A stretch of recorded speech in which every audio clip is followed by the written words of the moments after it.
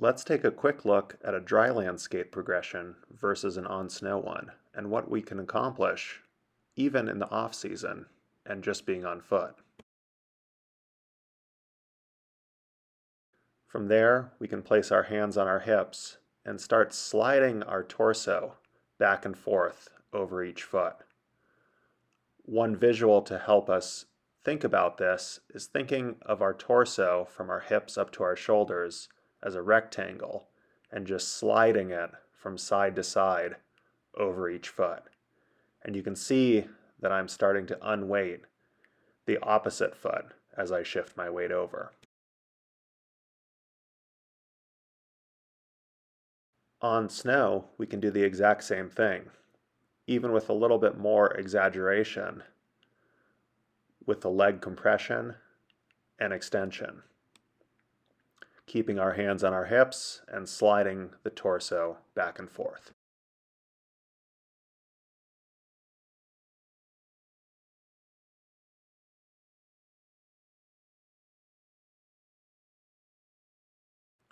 Another option is to keep our hands in front of us, thinking about catching a ball or even holding an imaginary ball in front of us to keep our torso leaning forward, and this translates perfectly to on snow in this clip, using gravity and keeping those hands in front to allow the body position and the weight shift to generate momentum.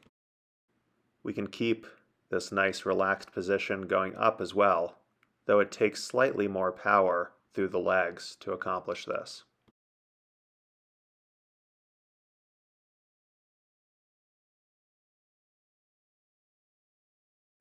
On foot, we can think about applying power down through the ball of our foot to initiate a push across to the other side, shifting from merely sliding our weight across side to side to actually using a little bit of power through the core and legs.